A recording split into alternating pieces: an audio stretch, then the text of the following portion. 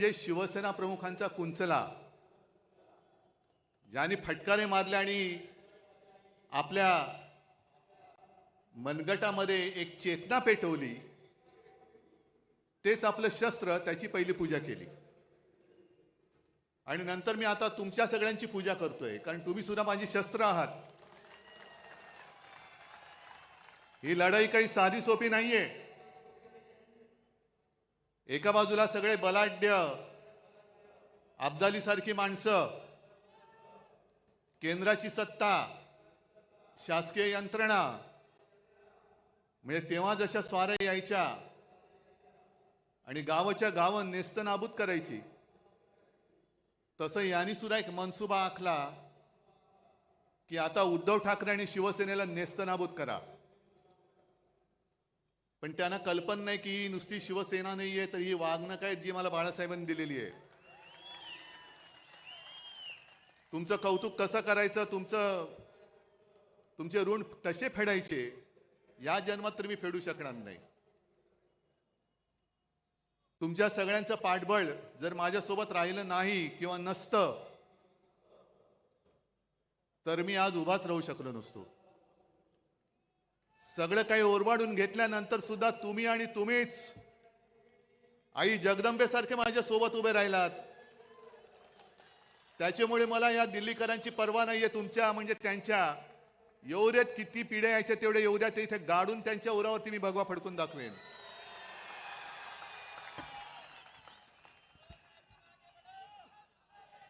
मजल दर मजल करत चाललेलो आहोत. 56 वर्ष, 57 वर्ष, मी तर म्हणेन दरवर्षी शिवसेनेला नवीन अंकुर फुटतायत. आणि आज हे भगवे जे आहेत, हे भगवे मशाली झालेले आहेत त्यांच्या. इथला प्रत्येक शिवसैनिक आजपासून शिवसेना प्रमुखांची, बाळासाहेबांची मशाल बनवून या भ्रष्टाचारी सरकारला चूड लालवाशिवाय राहणार नाही. संजय राऊतजी, आपण जे बोललात की टाटांबद्दल सांगितलं की उद्योगपती गेल्यानंतर हळहळ वाटणं हे फार हल्ली दुर्मिळ झाले.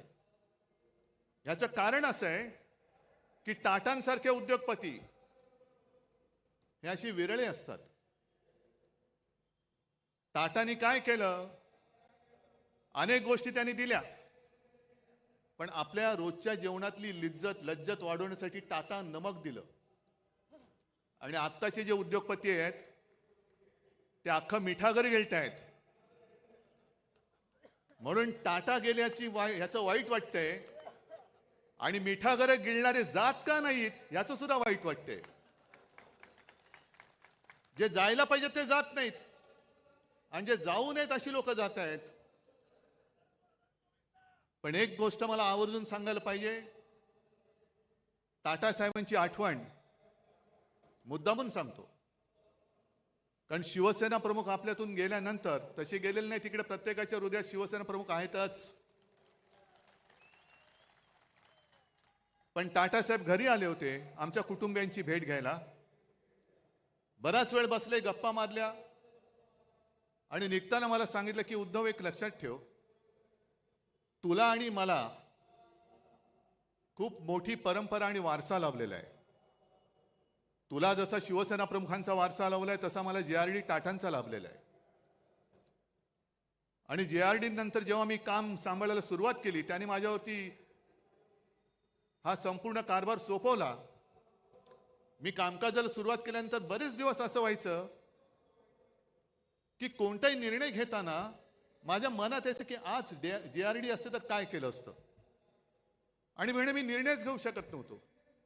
आणि अचानक माझ्या लक्षात आलं की अनेक वर्ष JRDने मला काम करताना बघितलंय, माझी शैली बघितली, माझी पद्धत बघितली, आणि त्यांचा जेव्हा पूर्ण विश्वास माझ्यावरती बसला की माझा वारसा हा रतनच पुढे घेऊन जाऊ शकेल, तेव्हा त्यांनी माझ्या खांद्यावरती धुरा ठेवली. आणि तसंच तुझं आहे. जशी माझी निवड JRDने केली, तशी तुझी निवड शिवसेना प्रमुखांनी केलेली आहे. शिवसेना प्रमुखांनी तुला बघितलेलं आहे, कठीण काळात तू काय करतोस, कसा लढतोस,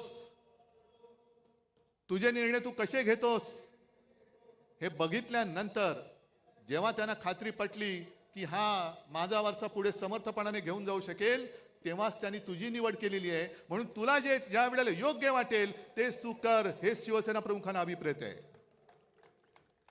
आणि तेच मी करतोय. मी कुठेही बाळासाहेबांचा विचार सोडलेला नाही. भाजपला लाद घातली याचं कारण त्यांचं हिंदुत्व आहे, गोमूत्रधारी बुरसटलेले हिंदुत्व आहे, म्हणून मी त्यांना लाद घातली.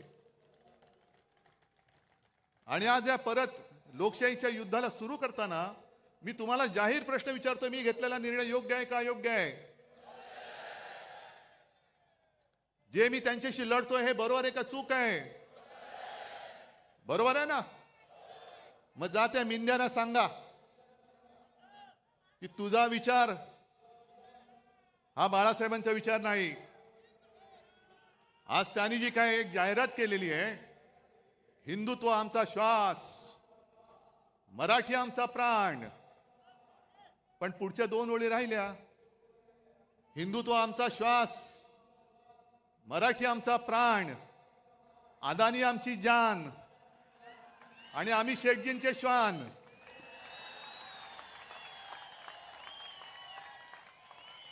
हे शेपूट हलवणार एक, मी कुत्र्यांचा अपमान अजिबात करू इच्छित नाही,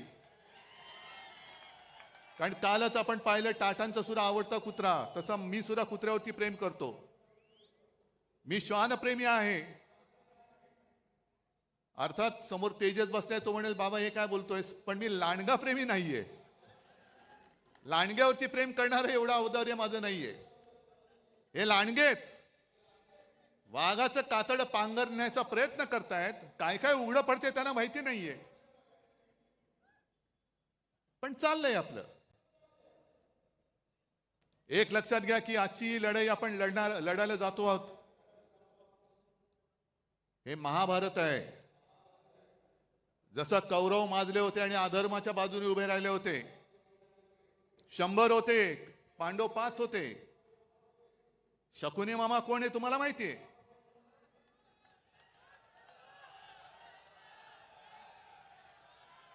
पण कौरवांची जी मस्ती होती की तुम्हाला आम्ही सुईच्या अग्रावर मावेल एवढी सुद्धा जमीन देणार नाही, तीच वृत्ती या भाजपची आहे. या देशात दुसरा कोणताही पक्ष शिल्लक राहता कामा नये, फक्त आणि फक्त भाजप राहिला पाहिजे. मग सुईच्या अग्रावर जमीन जरी मावली नाही तरी सुईची अग्र तुमच्या कुठे टोचेल. आणि आता तलवारी आहेत, तुम्ही आम्हाला संपवायला निघालात, किती मस्ती करणार? ज्यांनी तुम्हाला संकट काळामध्ये साथ दिली, मी काल परवाकडे बोललो की पाप आमचं आहे की महाराष्ट्रामध्ये यांना कोणी विचारत नव्हतं, तेव्हा आम्ही यांना खांद्यावरती घेऊन पूर्ण महाराष्ट्र फिरवला. आज सुद्धा आमची इच्छा आहे की भाजपला आम्हाला राजकारणामध्ये खांदा द्यायचा आहे.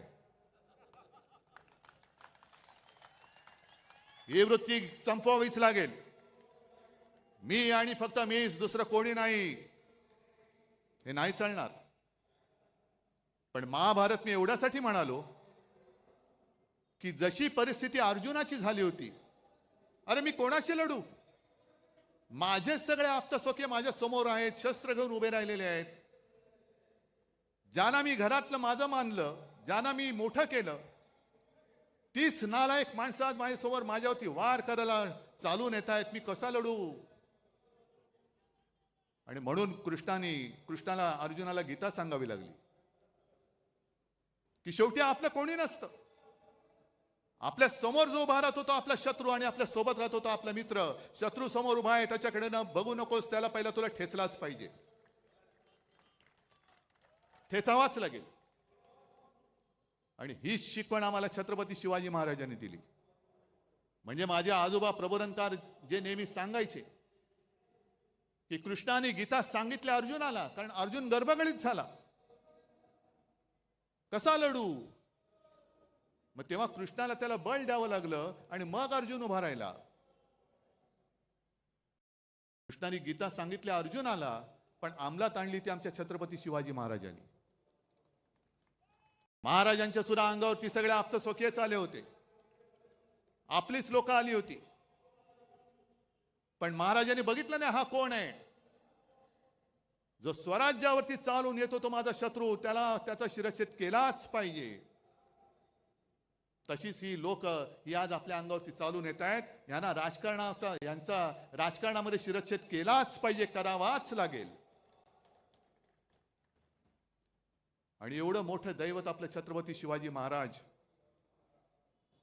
हे भाजप आणि मोदींना वाटतंय हे मतं मिळवणारे मशीन आहे. मशीन नाहीये, ते आमचं दैवत आहे.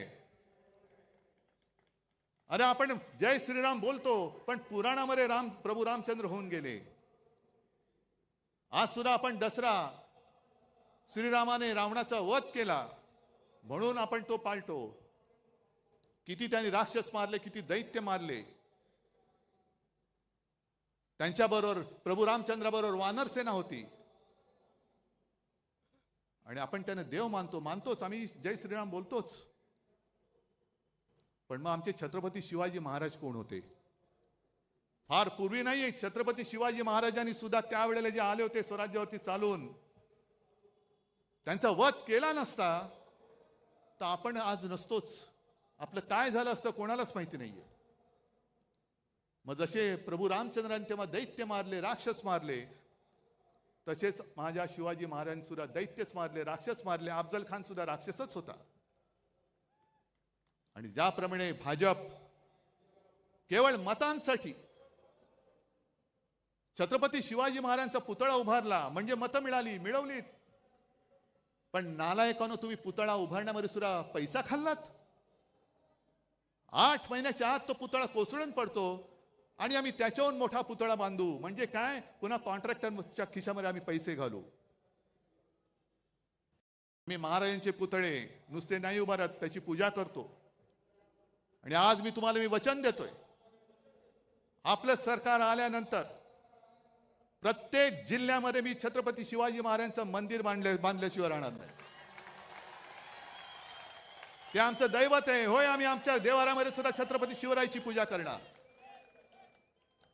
जसं आम्ही जय श्रीराम म्हणतो तसं आम्ही जय शिवराय सुद्धा त्याच किंवा त्याहून मोठ्या आवाजामध्ये म्हणणार. जय शिवराय, जय शिवराय हा माझ्या महाराष्ट्राचा मंत्र आहे. आणि माझी तर अशी इच्छा आहे, छत्रपती शिवाजी महाराजांनी संपूर्ण देशात पहिला प्रथम आरमार उभं केलं म्हणून मग ते INS शिवाजी वगैरे सगळं ते आलं. महाराष्ट्रामध्ये प्रत्येक जिल्ह्यात तर मी मंदिर उभारीनाच,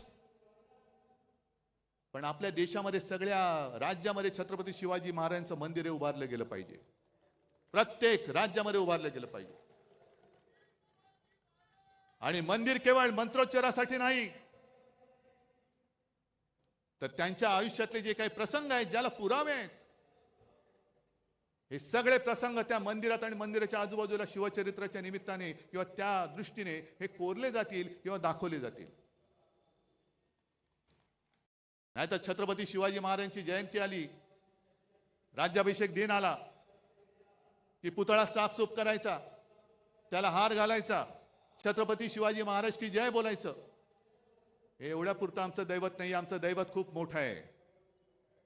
दुसरा कोणता असा राजा आहे की 400 वर्ष झाल्यानंतर सुद्धा छत्रपती शिवाजी महाराज की जय बोलल्यानंतर एक वेळ मुर्दा पुन्हा उठून उभा राहू शकतो? एवढी ताकद दुसऱ्या कोणत्या जयघोषामध्ये आहे? मोदीजी, तुम्हाला आणि तुमच्या मिंद्या सरकारला शिवाजी महाराज म्हणजे नुसतं मतं मिळवण्याचं यंत्र वाटत असेल तर त्याचं यंत्र नाहीये. ते म्हणजे काही ईव्हीएम नाहीये. ईव्हीएम सारखा माझ्या महाराजांचा वापर करू नका. आम्ही आमच्या दैवताचा मान राखणारच. करा, तुम्हाला किती कोणाला टीका करायची ती करा, मला परवा नाही. मी महाराजांना देव मानतो. तुम्ही मानत असाल नसाल बघून घेईल महाराष्ट्र तुम्हाला. जो महाराजांच्या मंदिराला विरोध करेल त्याला माझा महाराष्ट्र, छत्रपती शिवरायाचा महाराष्ट्र बघून घेईल. पण हे आपलं दैवत आपण नाही पूजायचं तर दुसरं कोणी पूजायचं? मोदींची मंदिरं बांधणार? आज म्हणे संघाला काहीतरी 100 वर्ष होत आहेत. या वर्षी का पुढच्या वर्षी?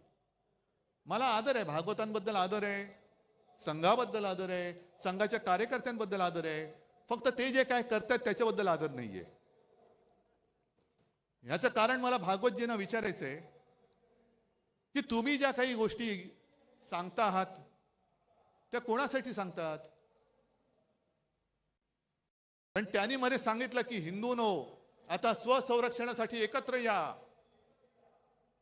म्हणजे काय? 10 वर्ष झाली विश्वगुरु तिकडे बसलेत, अजूनही तुम्ही हिंदूंचं संरक्षण नाही करू शकत? मग ते राजू श्रीवास्तव तो होता ना आपला कॉमेडी करायचा, त्यांनी सांगितलं होतं एकदा की पूर्वी कसं होतं, ते गुरखे असायचे, रात्रभर राखण करायचे, जागते रहो जागते रहो मेरे भरोसे पर मत रहो. म्हणजे तुमचं रक्षण तुम्ही करा, आम्ही नालायक आहोत, तुम्ही निवडून दिलं तरी तुमचं रक्षण करू शकत नाही, तुमचं रक्षण तुम्ही करा. मग कशाला पाहिजेत मोदी? जर 10 वर्ष, हे 11वं वर्ष संपूर्ण देशाने तिसऱ्यांदा सत्ता देऊन सुद्धा या देशातला हिंदू, जर तुम्ही आता म्हणत असाल हिंदू खतरे में है, तर मी म्हणेन काँग्रेस का बरी होती? कारण त्या काळात तुम्हीच म्हणायचा की इस्लाम खतरे में है. आता हे तुम्हाला सगळं आठवतंय. मग त्याने आज सांगितलं की बांगलादेशमध्ये जे काही घडलं, काही जगामध्ये असं होतंय की देशातली सरकार पाडली जात आहेत, तिकडे अस्थिरता माजवली जाते आणि मग अल्पसंख्याक कोणी असोत ते धोक्यामध्ये येतात, असुरक्षित होतात. आता आपल्याकडे एक म्हण आहे, लेकी बोले सुने लागे. पण हे बांगलादेशाला बोलतात म्हणजे सुने लागे लेकी लागे की काय? की बांगलादेशात काय चाललं, तुमचे जे बसलेत तिकडे ते या देशामध्ये काय करतायत? मला या पद्धतीने गद्दारी करून खाली खेचलं, हे तुम्हाला दिसलं नाही? ज्या शिवसेना प्रमुखांनी तुम्हाला साथ सोबत दिली, त्यांचा पुत्र मुख्यमंत्री म्हणून बसला होता, काम करत होतो की नव्हतो? आणि एवढं करून सुद्धा गद्दारी करून तुमच्याच ह्या शकुनी मामाने आमचं सरकार खेचलं आणि गद्दारांना उरावर घेऊन राज्य करताय. मग RSS ला मला विचारायचे की 100 वर्ष झालेत, घ्या चिंतन शिबिर घ्या. आणि 100 वर्ष तुम्ही का घालवलीत? का कष्ट केले? का मेहनत केली? का पिढ्या बर्बाद केल्या? आताची जी काय भाजप आहे, ही भाजपा तुम्हाला मंजूर आहे, आम्हाला तर मंजूर नाहीये. कारण पूर्वीचा जो भाजप होता अटलजी आणि अडवाणीजींचा, तो एक कसा एक वेगळा होता, भगव्याला मानणारा होता. त्याच्यामध्ये एक वेगळ्या प्रकारचं मी म्हणेन पावित्र्य होतं, आत्तापेक्षा तरी नक्कीच होतं. पण आत्ताचा भाजप हा हायब्रिड झालेला आहे. म्हणजे जसं संकरित गाय असते ना, हायब्रिड. म्हणजे मी काय ऐकलेलं आहे असं की सगळे म्हणजे दुसऱ्या परदेशी वळूची बीज वगैरे त्यांच्या गर्भाशयात टाकतात, तसा भाजप झालाय. सगळे इतर पक्षाची लोक, मोठमोठे नेते या भाजपच्या गर्भात घुसलेमध्ये, आणि तो भाजप हा आमच्यावरती राज्य करणार. एवढा वाईट असा विचार आजपर्यंत कोणी दिलेला नव्हता. भारतीय जनता पक्ष, लाज वाटली पाहिजे भारतीय म्हणायला, आणि जनतेचा पक्ष तो राहिलेलाच नाहीये. सगळे विचित्र भ्रष्टाचारी माणसं एकत्र करून तुम्ही आमच्यावरती राज्य करतात. अहो, गद्दारांना आणि चोरांना नेता मानून तुम्हाला आमच्याशी लढावं लागतं, ह्याच्यातच तुमचा पराभव आहे.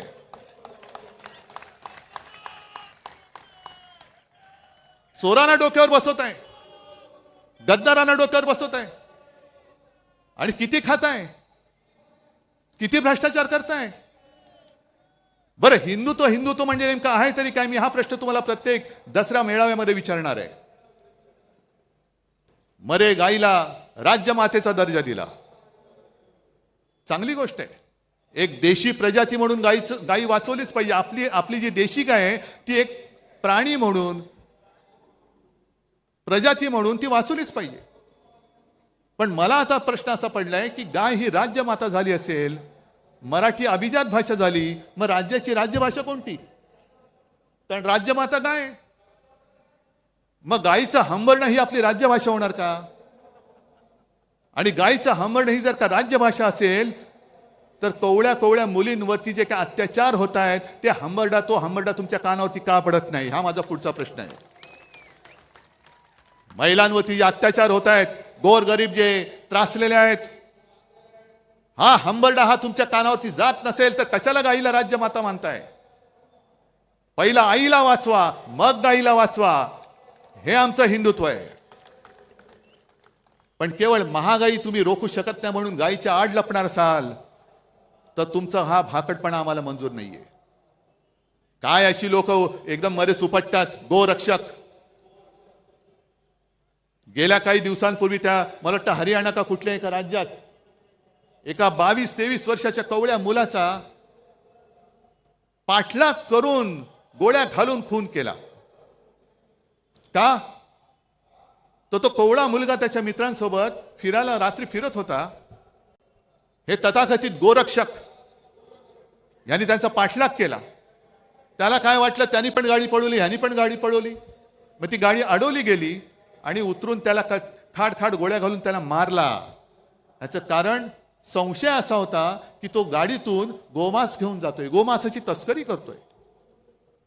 निघाला कोण? आर्यन मिश्रा.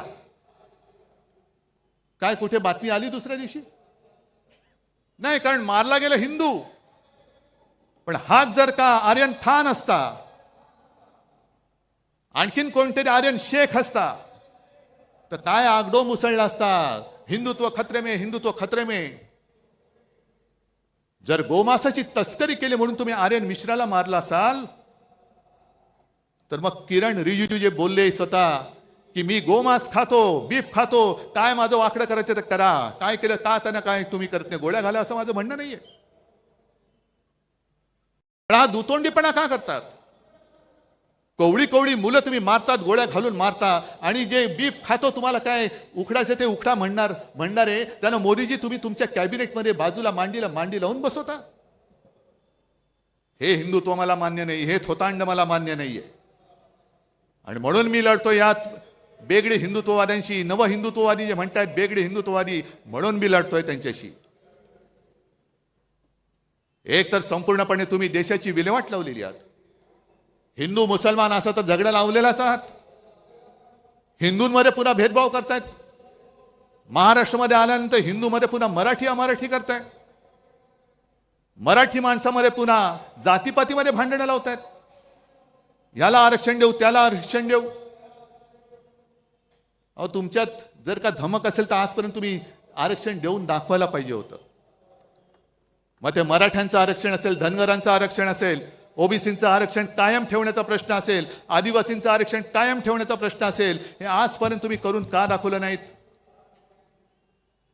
आणि तसं पाहिलं तर 95-96 सालीच्या सुमारास वाजपेयींनी सोलापूरमध्येच जाहीर सभेत आश्वासन दिलं होतं की माझं सरकार आल्यानंतर पहिल्या कॅबिनेटमध्ये मी धनगरांना आरक्षण देईन. वाजपेयीजी जाऊन आज इतके वर्ष झाले, अजूनही धनगर तसेच लढतायत. मराठा माझा तसाच लढतोय. आदिवासी भयभीत झालेले आहेत, ओबीसी भयभीत झालेले आहेत. का तुम्ही हे पाप करतात? का जातीपातीमध्ये भांडणं लावतात? हेच ते शिवतीर्थ आहे जिथून शिवसेना प्रमुखांनी सांगितलं होतं, मराठा मराठेतर, ब्राह्मण ब्राह्मणेतर, 96 कोळी 92 कोळी, स्पृश्य अस्पृश्य, घाटी कोकणी, हे सर्व भेदाभेद गाडून मराठी माणसाची भक्कम एकजूट बांधा. ती मराठी माणसाची एकजूट बांधली गेली नसती, शिवसेना उभी राहिली नसती. आणि हिंदुत्वाचे रखवाले म्हणून जेव्हा भाजपवाले शेपटे घालून बिळात बसले होते, तेव्हा जर काही मराठी माणसाची ताकद हिंदुत्व हिंदू म्हणून उभी राहिली नसती तर मोदीजी तुम्ही आज दिल्लीमध्ये दिसला नसतात. ही माझ्या महाराष्ट्राची मराठी माणसाची ताकद आहे, ज्याला तुम्ही चिरडायला निघालात. काय आम्ही काय गुन्हा काय केला होता आणि काय पाप केलं होतं? आज सुद्धा अमित शहा जे बोलतात, मग किती माणसं निर्लज्ज असावीत, माणसाने किती निर्लज्ज असावं. एक 2-4 दिवसापूर्वी आले होते आणि त्यांनी सांगितलं की या वेळेला महायुती, पण 2029ला 100% म्हणजे यांची एक्सपायरी डेट आज लिहून ठेवलेली आहे. अहो अमितजी, एक तर पहिलं तुमचा भाजपा सांभाळा. कारण 10-12 दिवसापूर्वी मी नागपूरला गेलो होतो. आपण बाबा शहरी बाबू आहोत. मी शेतकऱ्यांचं कर्जमुक्त जरूर केलं, माझं कर्तव्य म्हणून केलं. गोरगरिबांना 10 रुपयामध्ये शिवभोजन दिलं, जरूर दिलं, माझं कर्तव्य म्हणून दिलं. कोरोनामध्ये सुद्धा मी काम जे केलं तुमच्या सगळ्यांच्या आशीर्वादाने माझं कर्तव्य म्हणून केलं.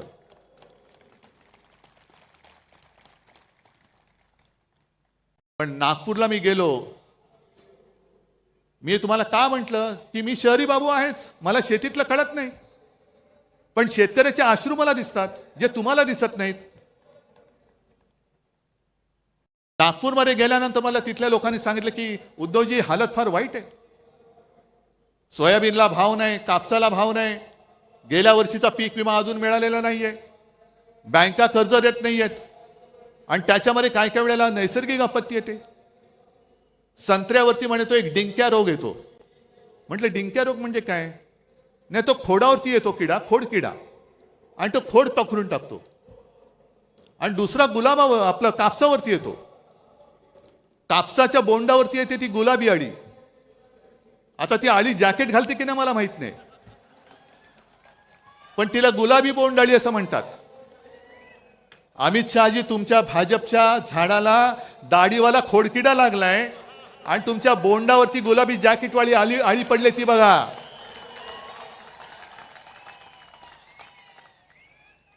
ते बघा, तुमच्या डोळ्यात देखत आम्हाला वाईट वाटतंय.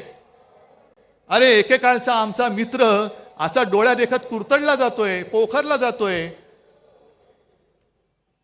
पण यांना त्याचं काही सोयरसूतक नाहीये. सत्ता पाहिजे, सत्ता पाहिजे, सत्ता जिहाद. कोणी चालेल पण सत्ता पाहिजे, याला म्हणतात सत्ता जिहाद. आणि एक एक बातम्या ज्या काही मी वाचतोय, तुम्ही वाचतात. मला वाटतं माझ्या आधीच्या वक्त्यांनी त्याचा समाचार घेतलाय, आदित्यने पण घेतलेला आहे. एक तर बातम्या मी वाचतोय, आता खूप आणले, काय काय वाचायचं. हे बघा, 225 कोटींच्या थकीत देण्यांमुळे पालिकेचा मोडला आर्थिक कणा. हे कुठला? भिवंडी पाणी वीज बिल थकले, कर्मचारी ठेकेदारांची देणी तुंबली. म्हणजे भिवंडीची कथा. आणि बाजूला बातमी, नव्या मुंबई विमानतळावरती सुखोई विमान उतरले. ते सुखोई नव्हतं, दुसरं होतं. म्हणजे हा सगळा जो काही धूळफेकीचा कारभार चाललेला आहे. त्याच्यानंतर हे दुसरं आहे,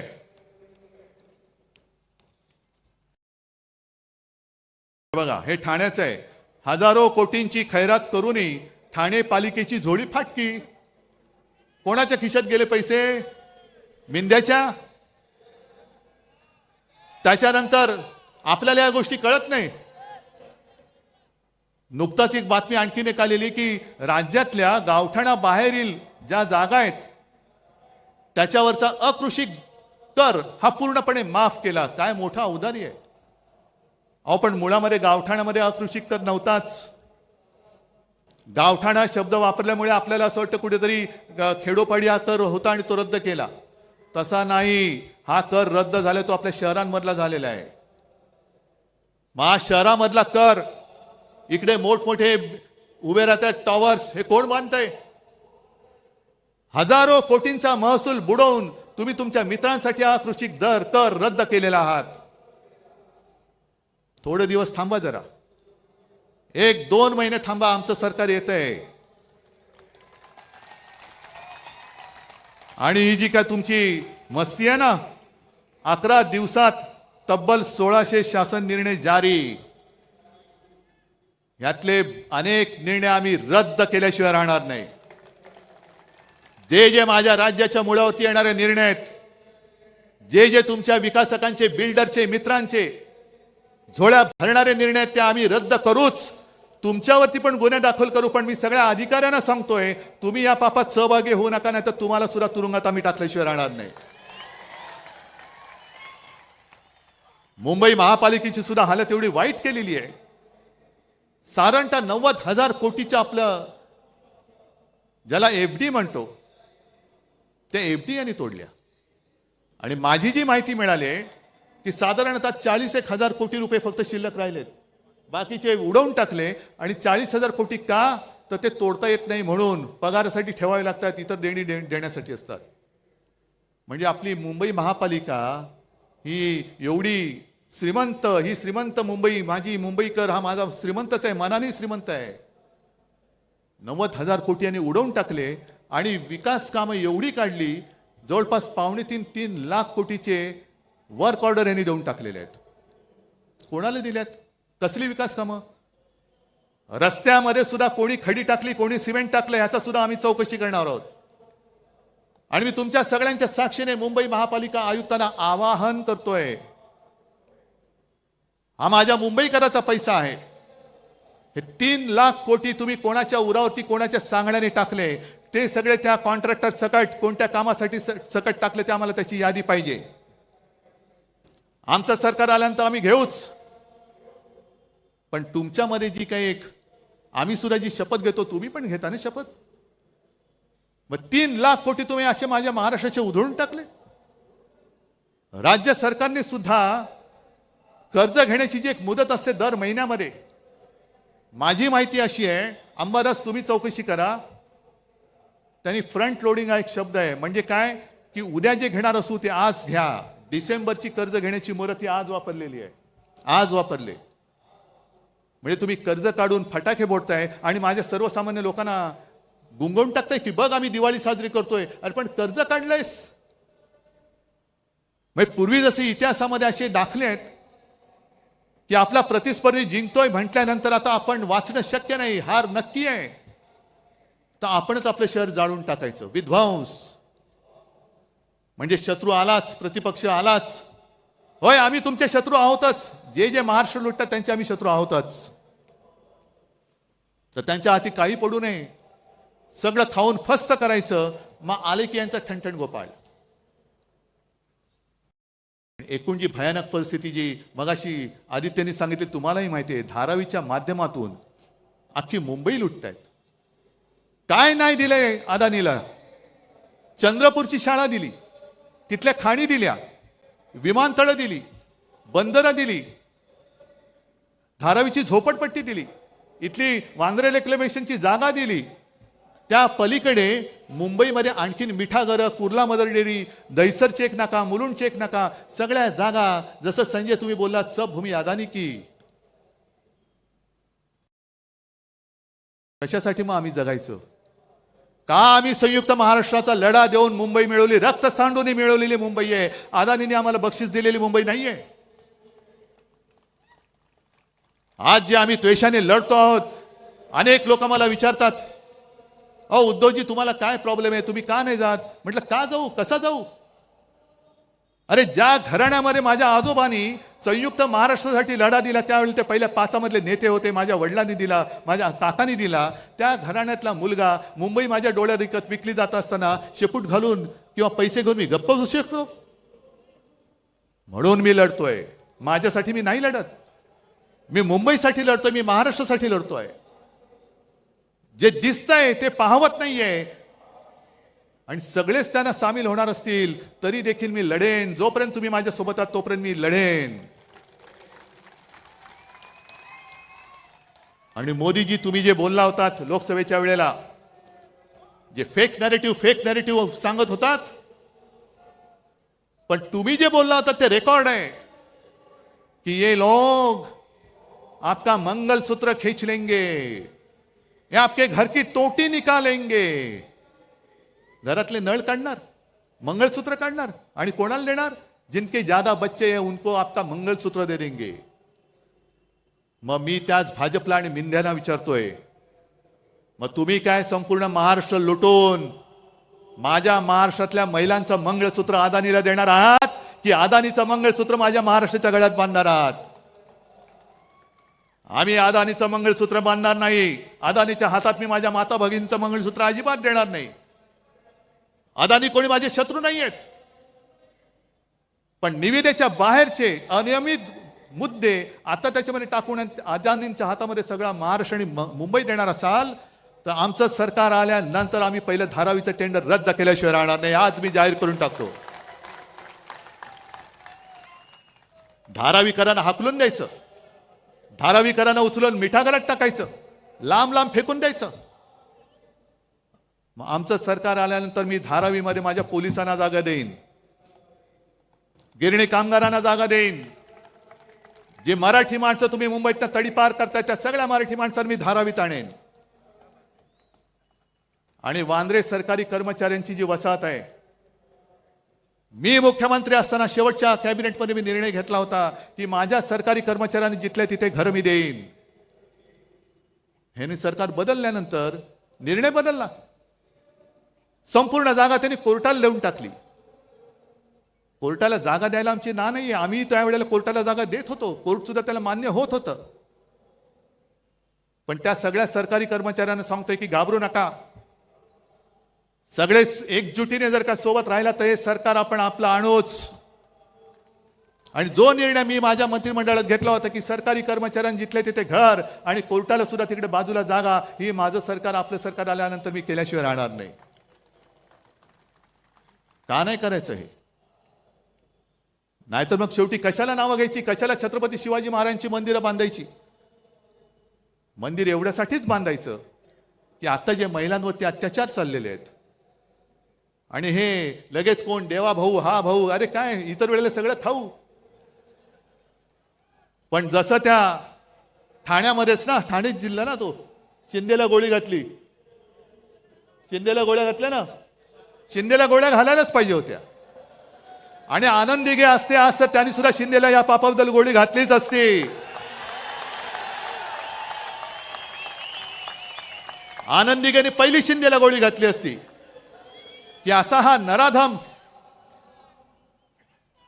महिलेवरती अत्याचार करतो, आईवरती वार करतो, हा नराधम जगायच्या लायकीचा नाही. म्हणून शिंदेला गोळी घातली, बरंच झालं. शिंदेला गोळी घातली याचं दुःख नाहीये, शिंदेला मारायलाच पाहिजे होता. पण शिंदेला मारल्यानंतर जसं आपल्या मराठीमध्ये म्हणतात, म्हातारी मेल्याचं दुःख नाही पण काळ सोकावतोय. शिंदेला गोळी का घातली? कारण तुमचे बाकीचे सगळे जे होते त्यांना वाचवण्यासाठी, तुम्ही पुरावा नष्ट करण्यासाठी म्हणून शिंदेला गोळी घातली असेल तर त्याचा सुद्धा उलगडा झाला पाहिजे. पण तरी देखील शिंदेला गोळी आनंद दिघेने घातलीच असती.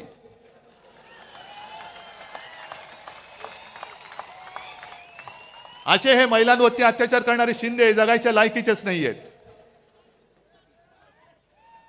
आणि एकूण सगळा जर का आपण आढावा घेतला, रोज उठून बघतोय माझा महाराष्ट्र लुटला जातोय, लुटला जातोय, लुटला जातोय. काय त्यावेळेला निर्मला सीतारामन बाई बोलल्या होती की देश में अब चारी जाती है, एक गरीब, युवक, महिला आणि काय शेतकरी, आणखीन काय, कोणासाठी तुम्ही काम केले ते पहिले सांगा.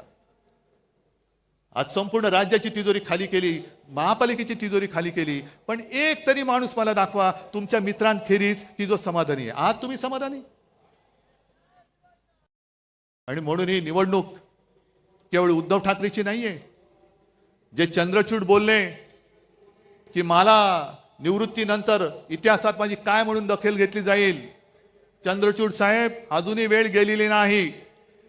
जर तुम्हाला इतिहासामध्ये तुमचं नाव अभिमानाने घ्यावं असं वाटत असेल तर आज ती वेळ आहे. लोकशाही वाचवा, लोकशाही वाचवा, लोकशाही वाचवा. तारखा मागून तारीख आणि बाहेर भाषण देऊ नका. निर्णय घ्या, निर्णय घ्या. भाषणाने निर्णय मिळत नसतो. जे तुम्ही बाहेर बोलताय तेच तुम्ही आतमध्ये द्या. तोच निर्णय आम्हाला पाहिजे. कारण संपूर्ण देशातली लोकशाही तुमच्याकडे बघते, न्याय देवता तुमच्याकडे बघते की तुम्ही गणपती पूजनाला मोदींना बोलवलं, ठीक आहे, गणपतीची पूजा जरूर करा, पण जेव्हा न्याय देवता म्हणेल माझ्या मंदिरात तुम्ही येता तेव्हा तुम्ही माझ्या न्याय देवतेला अभिमान वाटेल असं वृत्त जे काय आहात ते करताय की नाही. झाले नाही तर आता या 21 तारखेला का 8 नोव्हेंबरला ते रिटायर होणार. म्हणजे अख्ख्या जगातली अशी एक विचित्र केस आहे की 3 सरन्यायाधीश त्यांची कारकीर्द संपवून गेले, पण ज्या लोकशाहीमुळे ते सरन्यायाधीश झाले त्या लोकशाहीला ते न्याय देऊ शकले नाहीत. ही लोकशाहीची थट्टा आहे. न्याय मंदिर सर्वोच्च आहे, पण त्याच्याही पेक्षा मोठं माझं या लोकांचं मंदिर आहे. हे माझं न्यायालय आणि या न्यायालयात मी आलेलो आहे. आज दार ठोकून ठोकून ठोकून आमचे हात दुखायला लागले, पण न्याय मंदिराचे दरवाजे उघडत नाही. आम्हाला न्याय देवता पावणार तरी कशी, आमचा न्याय निवाडा करणार तरी कशी.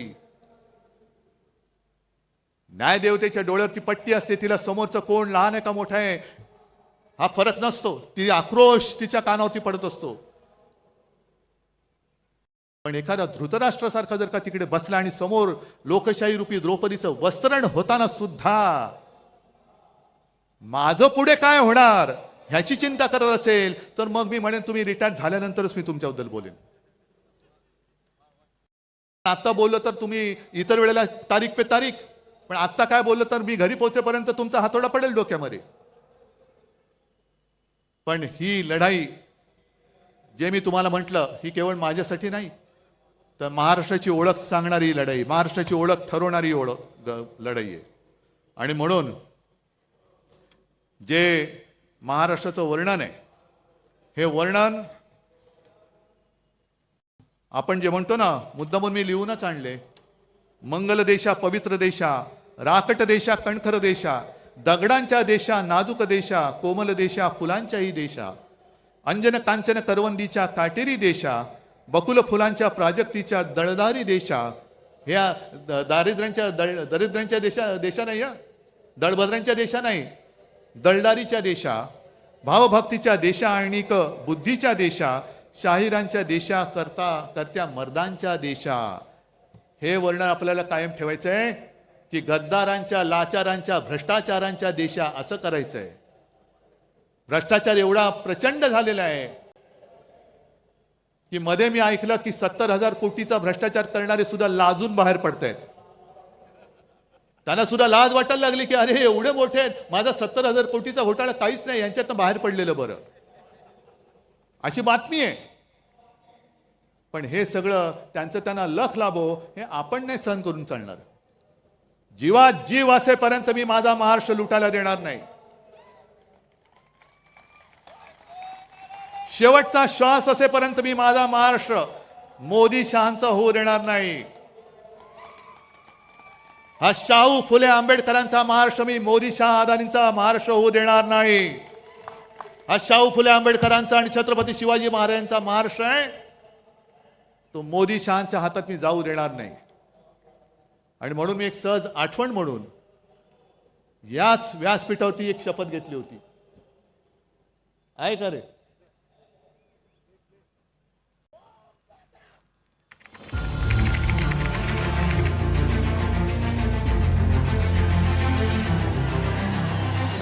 छत्रपती शिवाजी महाराजांना वंदन करून आणि माझ्या आई वडिलांचे स्मरण करून मी उद्धव बाळासाहेब ठाकरे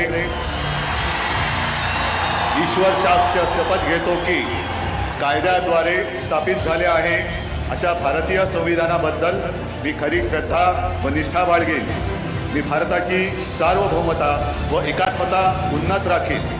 मी महाराष्ट्र राज्याचा मुख्यमंत्री म्हणून माझी कामे निष्ठापूर्वक व शुद्ध बुद्धीने पार पाडीन आणि संविधान व कायदा यानुसार सर्व तऱ्हेच्या लोकांना मी निर्भयपणे व निस्पृहपणे तसेच कोणाच्याही विषयी ममत्वभाव किंवा आकस न बाळगता न्याय वागणूक देईन. मी उद्धव बाळासाहेब ठाकरे ईश्वर साक्ष शपथ घेतो की महाराष्ट्र राज्याचा मुख्यमंत्री म्हणून माझ्या विचारार्थ आणली जाईल किंवा मला ज्ञात होईल अशी कोणतीही बाब असा मुख्यमंत्री म्हणून माझी कामे यथायोग्य पार पाडण्यासाठी आवश्यक असेल ते खेरीज करून एरवी मी कोणत्याही व्यक्तीला किंवा व्यक्तींना प्रत्यक्षपणे व अप्रत्यक्षपणे कळवणार नाही किंवा त्यांच्याकडे उघड करणार नाही.